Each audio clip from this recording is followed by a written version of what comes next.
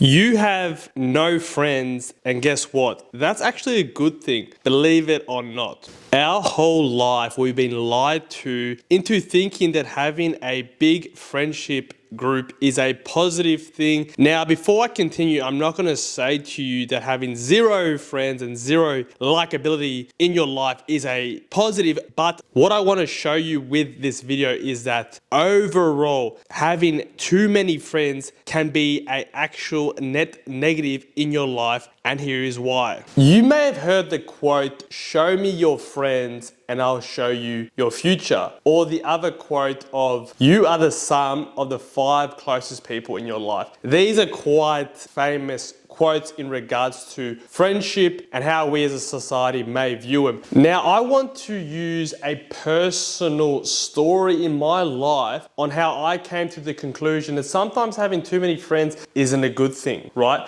So most of my life, I would say that I was a quite quote unquote antisocial individual, right? I never really had a big friendship group. I was never really invited to parties. I wasn't liked by the masses. I actually would consider myself a very polarizing individual. And I always assumed that was a negative thing. I never understood God's plan for myself. I never understood the idea that by me not hanging around people, me not having a big friendship group, me not having a quote unquote a social network, that was a actual positive thing in my life. And here's why. I don't like making this video. I think it's a very weird concept, the concept of, oh, it's good to be a Sigma, it's good to go your own way. I don't necessarily fully agree with the notion, but this is something something happened to me as of late, and I can't believe it happened to me after 27 years of living on this planet. I finally moved into a share house, not by choice, but for work, right? I've been living with 3 other people in a share house for a month straight, right? For over a month straight now. I'm on my 2nd month of doing this stuff, right? Obviously, I am back in my family home at the moment, but before this event, I always knew that living with people and being surrounded by people I always knew it was a bad thing, but this really confirmed it. And what do I mean by that, right? Let's really talk about how bad this was for my mental health. Before this living arrangement, my life was really good. My mental health was really good, right?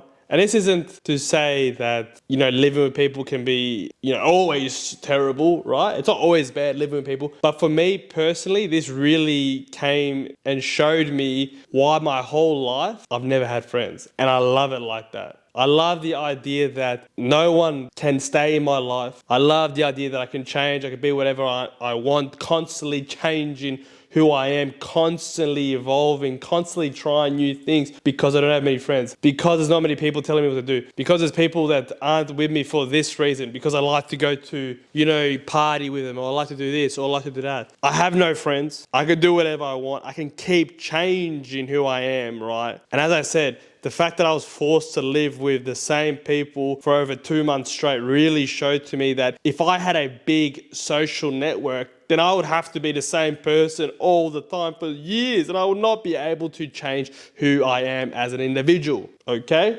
Now, the reason why I say it's an actual net positive for me to have no friends is actually a weird reason. And the reason being, and you guys might find comfort in what I'm about to say, is that when you don't have many friends, right, when you don't have a big friendship group, you are still able to change your identity. You are still able to be the creator of your world. And what do I mean by that is this very simple, right? The more people that have a viewpoint of you or have a certain stigma attached to you, your own personal reality won't be able to change. And what do I mean by that is you might be a part of a friendship group, or you might have gone to high school with many people and they would have always assumed For example, that you were the introverted person, you were the slow person, you were the successful person, you were the great person, you were this, you were that. In reality, that's their perception of you. That isn't your perception of yourself. But unfortunately, as time goes by, as I said initially with this video, you are the sum of the people that are in your life. You are subconsciously overrun by the people in your life, right? And the problem is you might be saying to yourself, oh, my friends look after me. Oh, my friends want the best for me. You have to objectively look at the situation you're in, and you have to ask yourself, are the people in your life successful? Are you hanging around the best people? Do your friends, and I repeat, do your friends really want the best for you? Do they really care about you? Or are they secretly your biggest haters? So if you're watching this video, right, and you don't have many friends, and you're not invited to parties,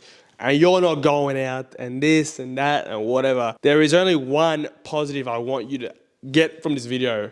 And that is, when you are alone, when you have no friends, when you have nobody, that is when you're your most powerful. That is when you have the ability to change. And remember, God put that in your life for a reason. It's not because you're a loser. But in saying that though, being alone is one of the greatest things I've ever been given in my life. Like in this house right now, I'm completely alone. I get to make YouTube videos in my spare time. I love it. I love my life. I can't do this when there's people around. This is weird, man. So yes, guys, if you're alone today, you're not a loser. But yes, use the loneliness to create whatever reality you want. You're the ruler of your world. You're the biggest judge in your life. You are the only thing stopping you. Okay, Johnny Starko signing off.